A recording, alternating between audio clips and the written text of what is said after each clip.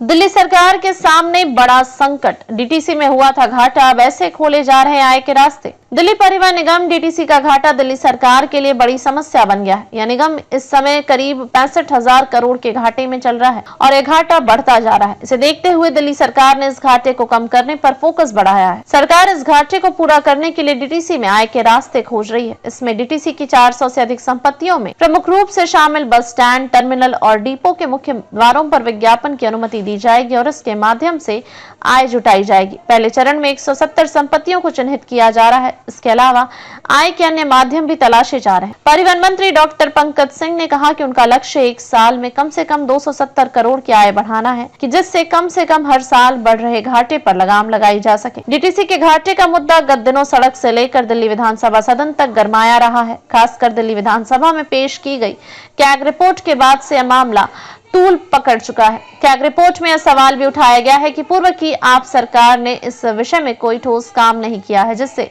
इस घाटे को कम किया जा सकता था। इस मुद्दे को भाजपा सरकार ने उठाते हुए डीटीसी के घाटे को कम करने के लिए भी रास्ते तलाशने शुरू कर दिए हैं। बस स्टॉप के साथ साथ टर्मिनल, डिपो के मुख्य द्वारों पर विज्ञापन लगाने की अनुमति दी जाएगी। वसंत कुंज व हरिनगर बस डिपो में बहुस्तरीय पार्किंग बनने से आय का रास्ता प्रशस्त होगा। अन्य डिपो में भी बहुस्तरीय पार्किंग और अन्य इमारतों का निर्माण कर व्यावसायिक गतिविधियों को मंजूरी दी जाएगी। डीटीसी दिल्ली से जेवर एयरपोर्ट तक अपनी बसें चलाने जा रही है।